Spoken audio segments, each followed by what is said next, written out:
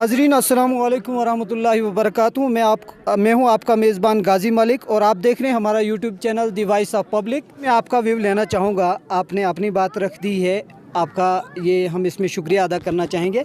साथ ही एक बहुत बड़ा मसला ये है सर, एनसी और पीडीपी ये सब मिलकर एक अलायंस बनाते हैं और इलेक्शन जो डीडीसी का होता है उसमें ये छलांग लगाते हैं। छलांग लगाने के बाद पब्लिक से एक मतलब इस तरह की बात की जाती है कि आर्टिकल 370 और 35 के बारे में बात करके उसको वापस लाया जाएगा, ये किया जाएगा वो।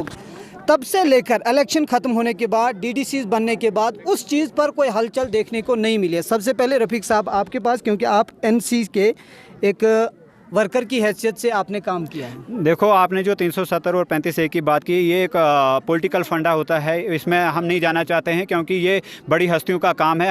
हमें सरपंच या सर आपने जनता को उस टाइम ये बात जनता को बताई है कि अब 35 और 70 ये 370 टूट गया, इसको वापस लाने के बारे में हम कार्य करें। अगर जो आप ये बातें आपकी, अगर मैं आपकी नहीं कर रहा हूँ तो मैं आपकी लीडर की बातें कर रहा हूँ। देखो, जो जिस लीडर ने जो बात की है वो तो वही जवाब दे सकता है कि मैंने क्यों बोला था। जो हम बात करेंगे तो जनता के सामने उनके लिए वोट मांगने आप जाते हैं? नहीं, हमने जब भी हम वोट मांगने गए होंगे तो हमने 370 या 35A के ऊपर कोई वोट मांगा नहीं होगा। ये सबूत अगर हमें दिखाइए तो हम बात कर सकते हैं। सर पब्लिक के सामने जो बात रखी जाती है, जावेद साहब मैं आपसे इसके बारे में बात करना चाहूँगा। पार्टी का एक एजेंडा होता है जो पब्लिक को बताया जाता है, ठीक है। वो एजेंडा वर्करों के ज़रिए वहाँ तक पहुँचता है। डायरेक्टली फारूक अब्दुल्ला या उमर अब्दुल्ला मेरे पास नहीं पहुँचेंगे ये बताने के लिए कि सर 35 वापस कर दूँगा, मुझे वोट दीजिएगा। वो वर्कर्स के ज़रिए पहुँचाया जाता है और वो एजेंडा पार्टी का था, जिसमें कहीं ना कहीं पार्टियों की तरफ से वोट बटोरने का एक ये ताश का तुरुप का पत्ते के तौर पर उस चीज़ को ये इस्तेमाल किया जाता है। देखिए, दफ़ा 370 या 35A का तोड़ना आपको खुद पता है। इसके ऊपर अगर हम डिबेट्स करेंगे काफ़ी टाइम लगेगा। बिल्कुल। अब देखिए, आपकी बात सही है। देखिए, मीडिया इस वक्त है, सही जाहिर सी बात है, चाहे मैं नेशनल कॉन्फ्रेंस की तरफ जाऊं तो इन्होंने 35A के बारे में वकालत की और आज भी कर रहे हैं। और इंशाल्लाह महबूबा मुफ्ती की बात अगर मैं करूं, आज भी उन्होंने भरपूर इसी के लिए बात की है। देखिए, अब आपको खुद पता है कि जो चीज़ सुप्रीम कोर्ट तक है उसके पर वो जब तक उचित फैसला नहीं आएगा तब तक, खास करके मैं जिस पार्टी से बिलोंग करता हूं, तब तक हमारा यही एजेंडा रहेगा 35A या दफ़ा 370 के ऊपर हम अपनी तर्जमानी करें, ताकि इस जम्मू कश्मीर के अंदर जो हमारी पहचान थी, हमारी जो स्टेटस था, वो बरकरार रहे। ये देखो, ये इसके ऊपर जो हमारा कहना है, क्योंकि जो महबूब मुफ्ती ने कहा, देखो 35A या दफ़ा 370 ये हमें गवर्नमेंट ऑफ इंडिया आर्टिकल से मिला है, ना कि चीन या पाकिस्तान या किसी दूसरी कंट्री से नहीं मिला। हमारा फंडामेंटल राइट्स बनता है, राइट टू स्पीच है। 26 जनवरी के दिन यही तो बोला जाता है, हम फ्रीडम है और इंशाल्लाह हम फ्री हैं, ऐसा नहीं है। हम अपनी बात वो आपकी बात बिल्कुल सही है। आपकी पार्टी का क्या स्टांस इसके बारे में रहेगा? एग्जैक्टली हमारा कि अगर इलेक्शन होने जा रहे हैं, उनके बारे में कोई इलेक्शन के बारे में सरगर्मियाँ तेज़ हो चुकी हैं, तो इलेक्शन में पीडीपी कूदने वाली है क्या? देखिए, वो बहुत बड़ा फैसला महबूब मुफ्ती के पास वो जाना पड़ेगा। हम छोटे कार्यकर्ता हैं पार्टी के, लेकिन डिस्ट्रिक्ट लेवल तक हैं ऐसा नहीं है। लेकिन मेरी यही रहेगी, जब हम मीटिंग करेंगे उसके बाद कोई भी स्टेटमेंट आता है, उचित रहता है कि हम पार्टी हाई कमान से ही वो फैसला करें, क्योंकि अभी हम कहेंगे हम लड़ेंगे तो नहीं लड़ पाएंगे, वो अच्छी बात नहीं है। कहीं ना कहीं पार्टी इसी वजूद में है। इंशाल्लाह देखिए आगे आगे क्या होता है। बहुत बहुत शुक्रिया सर, आपने समय दिया। अल्ताफ़ साहब, सबसे पहले माजरत खा हूँ, आपके पास आऊँगा। सर, कुर्सी की हवस में सब दौड़े जा रहे हैं, दिल्ली तक दौड़ लगाई है सब ने। हम तो अभी जो अपनी पार्टी वाले लोग हैं, हम तो अभी न पंची में है न सरपंची में, इला हमने डीडीसी में थोड़ा बहुत हाथ मारा है। हमारे पास अभी 20 से 25 हाथ आया, कुछ नहीं, 20 से 25 सीटें हाथ में आई हैं। इंशाल्लाह ऐसी बात नहीं। हमारा जो मंशूर है इंशाल्लाह ताला अल्ताफ़ बुखारी साहब का, जो स्टेटहुड है, रियासत को वापस लाना है। जब हमारा पार्लियामेंट मेंबर बनेगा इंशाल्लाह देखेंगे दम कितना है, हमारा एमएलए बनेगा देखेंगे दम कितना है, वो दम पे होगा इंशाल्लाह, वो वक्त फैसला करेगा। लेकिन हमारा मकसद ये रहेगा ज़रूर। स्टेटहुड तो भाजपा खुद ही कह रही है हम वापस दे देंगे। नहीं, वो तो डर से दे, वो तो आप बोल रहे हैं, लेकिन उसको दबाया गया ना, उसको हमने दबाया। आपकी पार्टी का दबाव बीजेपी के ऊपर काफ़ी है। बिल्कुल है। हमने दम रखो, दम हम लोगों को करके दिखाएंगे, लोगों को खिदमत करेंगे इंशाल्लाह ताला। हम अपनी पार्टी के लोग, जम्मू कश्मीर के लोगों के लिए कुर्बान, जो आज तक जिन लोगों ने जो कुछ किया, हम उस पर नहीं जाना चाहते। लेकिन हमारी जो नई पार्टी के नाम से जो हमारी अपनी पार्टी बनी है, इंशाल्लाह ताला हम रंग लाएंगे, जम्मू कश्मीर एक नया जम्मू कश्मीर बनाएंगे। और दफ़ा 370 की जहाँ ताल्लुक़ है, दफ़ा 370 पे हम कुर्बानी देंगे, ज़रूर देंगे, जो हमारे अल्ताफ़ साहब ने भी कहा है। दफ़ा 370 और 35A पर आपकी भी यकीनन बात रहेगी? बिल्कुल रहेगी। आइंदा आने वाला इलेक्शन हमारा वही मंशूर रहेगा, और इलेक्शन के बाद हमारे कितने सीटें आती हैं नहीं आती है किस्मत की बात है, लेकिन हम दम अपना लास्ट दम तोड़ के रहेंगे जब तक हम। बहुत बहुत शुक्रिया सर आपका। आपसे बात करना चाहेंगे, अल्ताफ़ साहब ने कहा स्टेटहुड वापस दिलाने में अपनी पार्टी का एक बहुत बड़ा योगदान और बहुत बड़ा प्रेशर जो मोदी के ऊपर रखा गया, उसकी वजह से स्टेटहुड वापस मिलने जा रहा है JNK को। इंशाल्लाह हमें भी उम्मीद है हमारी पार्टी का। मैं कांग्रेस पार्टी से बिलोंग करता हूं, तो आज़ाद साहब लड़ रहे हैं, आपको पता है सेंटर में लड़ रहे हैं, तो इंशाल्लाह हमें उम्मीद है स्टेटहुड जो हमें वापस मिलेगा। अपनी पार्टी के दबाव का जो दावा यहाँ पर अल्ताफ़ साहब ने किया सही है? देखते हैं आगे क्या होता है। आगे क्या होता है, ठीक है। इसके अलावा सर आप यहाँ पर आए, काफ़ी ज़्यादा आपने भी एंजॉय किया, इस खैरात को भी देखा होगा आपने, तो यहाँ पर कौन सी दुश्वारियाँ जो आपको दूर दराज इलाके से सफ़र करके यहाँ पहुँचे तो वो क्या हुई? देखिए सर, यहाँ सबसे पहले जो है पानी की किल्लत है, जो हर वक्त लोग बोलते रहते हैं, हमें भी, क्योंकि हम भी एक मतलब एक पंचायत के रिप्रेजेंटेटिव है, तो हम पे भी शिकायतें आती है कि वहाँ पानी नहीं है। तो दूसरा नंबर रोड इंशाल्लाह मुझे उम्मीद है कि जिस तरह यहाँ पे ये जो इक्कीदतमंद लोग आते हैं, तो इंशाल्लाह 1 साल के अंदर रोड आएगा। हमें उम्मीद है जो सरकार इस वक्त बैठी है, हमें इस पर कुछ उम्मीदें भी है।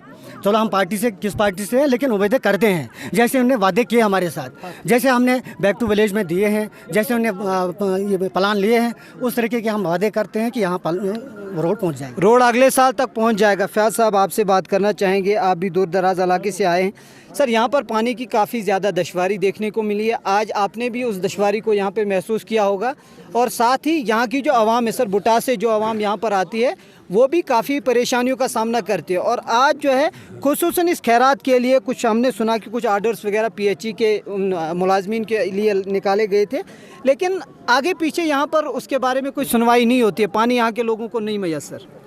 नहीं, वो जो पानी की ही बात है तो वो तो बहुत ज़रूरी है, पानी यहाँ होना चाहिए।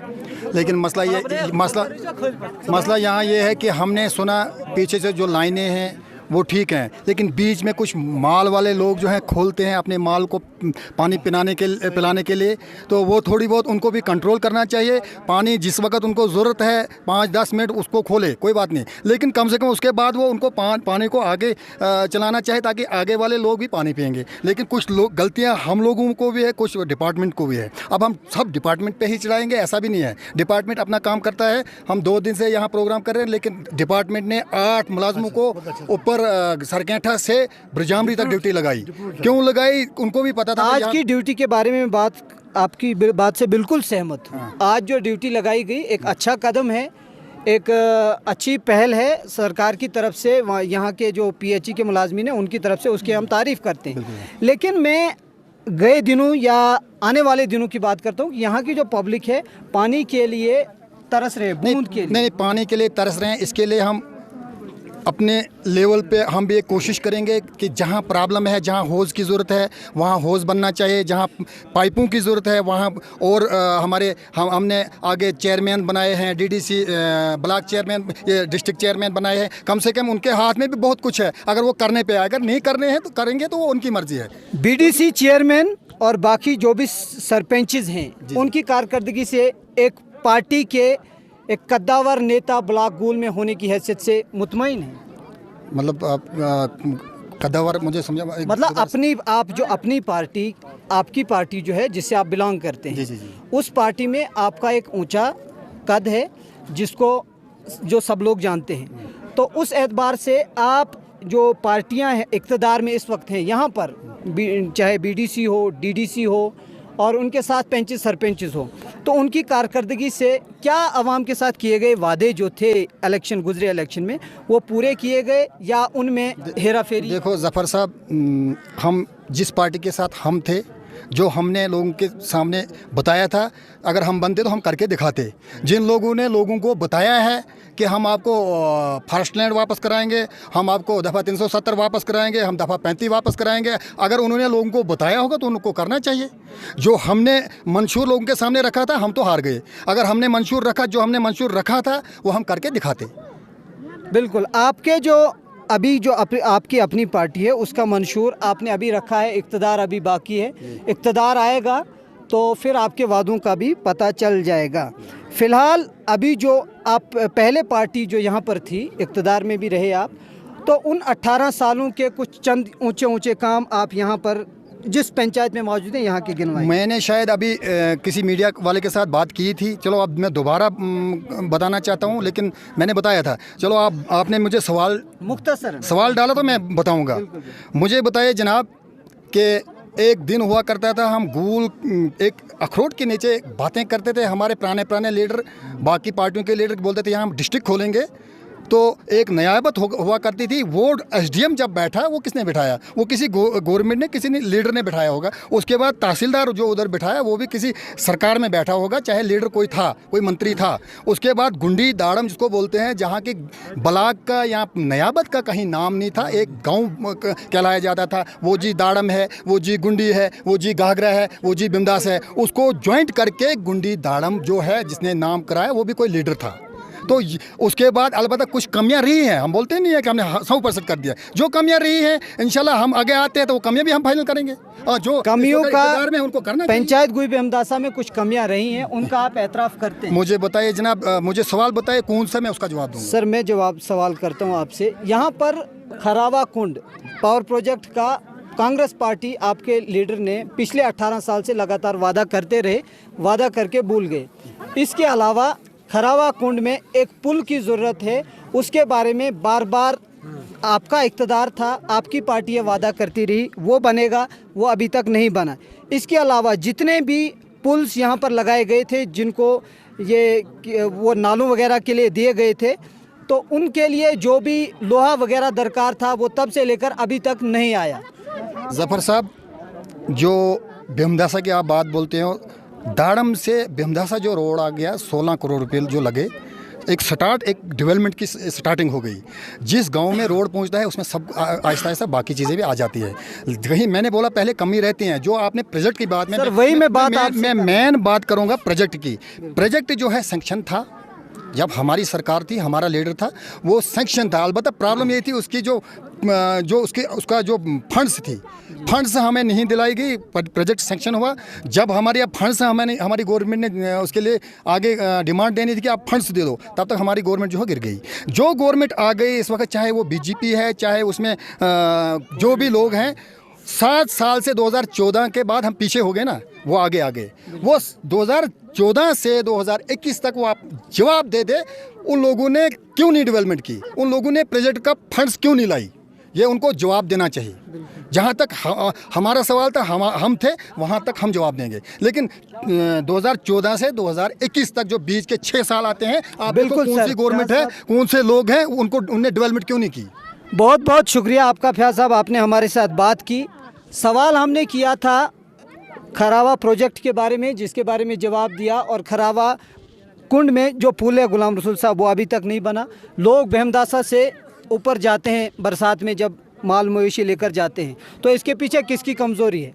इक़्तिदार आपके हाथों में रहा 18 साल से। ज़फ़र भाई, सबसे पहले मैं आपका शुक्रिया करता हूं कि आपने हमें यहाँ बात करने का मौका दिया, और इंशाअल्लाह ताला हमारी बात किसी जगह तक पहुँच जाएगी, किसी एडमिनिस्ट्रेशन तक पहुँचेगी।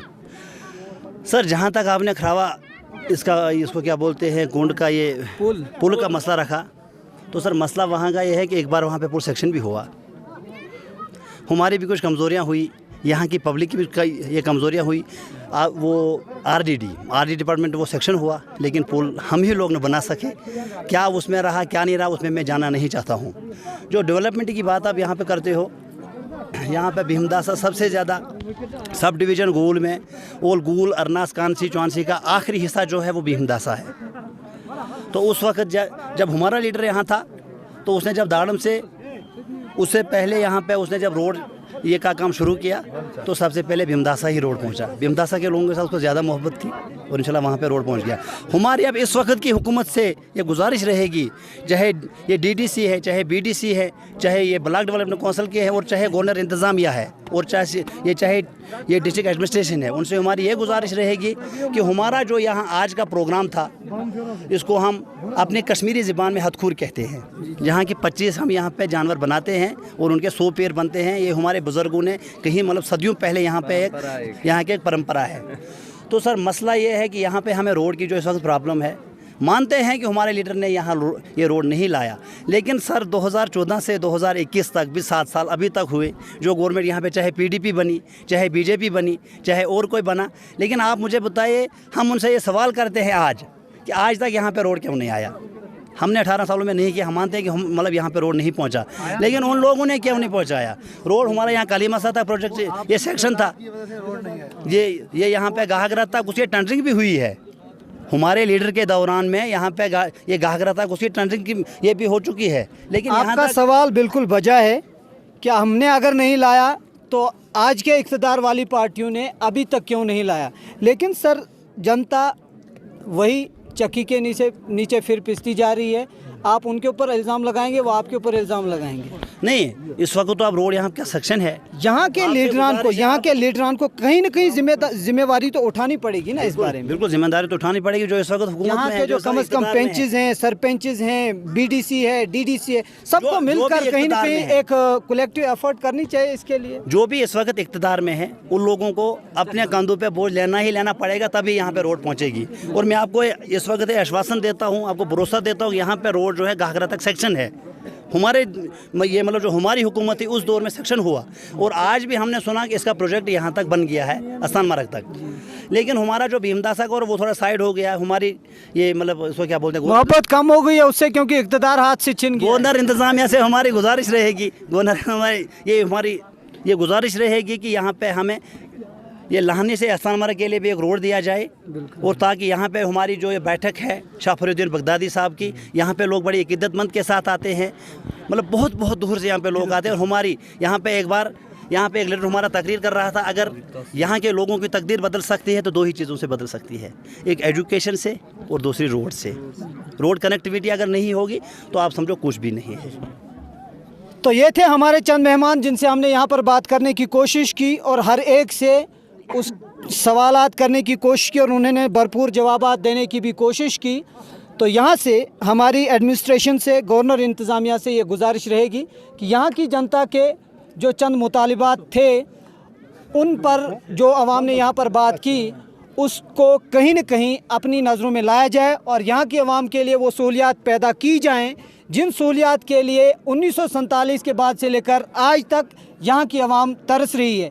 मैं आपका मेज़बान गाजी मलिक अपने कैमरामैन ज़फ़रुद्दीन त्रागवाल के साथ आपसे इजाज़त चाहता हूँ। अल्लाह हाफ़िज़।